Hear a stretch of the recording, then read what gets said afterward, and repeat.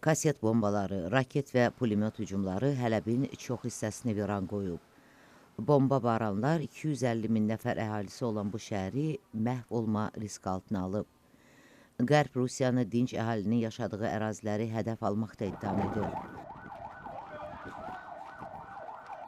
Moskva isə dəlil və sübutlara baxmayaraq bu iddiamları rədd edir. Fransa bu yaxınlarda Beynəlxalq Cinayət Məhkəməsini təhqiqata çağırıb. Britaniya parlamentinin növbədən kənar sessiyasında Xarici İşlər Naziri deyib ki, Rusiya özünü toxunulmaz dövlət kimi aparır.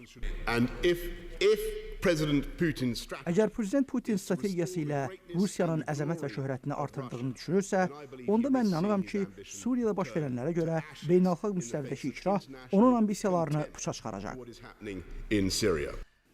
Qanunvericilər mülki əhalinin müdafiəsi üçün Suriyada uçuşlara yasaq zona yaradılmasına çağırır.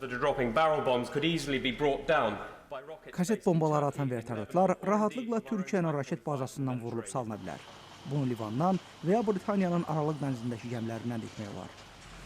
Uçuşlara yasaq zona fikri ötən ay BMT-nin yardım kərvanı hücuma məruz qaldıqdan sonra ABŞ dövlət katibi John Kerry tərəfindən səslənib.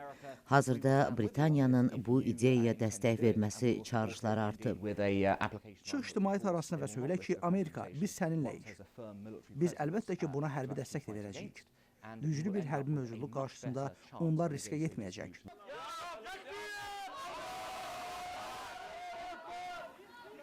Rusiya mülki əhalinin hədəf alındığını inkar edərək, hədəfinin Qərbin öhdəsindən gələ bilmədiyi IŞİD olduğunda israr edir. Lakin Britaniyanın baş naziri Theresa May hələ ki, nə uçuşlara yasaq zona, nə də hərbi dəstək barədə heç nə deməyib. O, yalnız beynəlxalq ictimaiyyətin Rusiya təzyiqlərini artıracağını dilə gətirib. Moskva ilə Qərbin münasibətlərinin soyuduğu bir vaxt Rusiyanın dövlət başçısı Vladimir Putin gələn həftə Parisə planlaşdırılan səfərini təxirə salıb.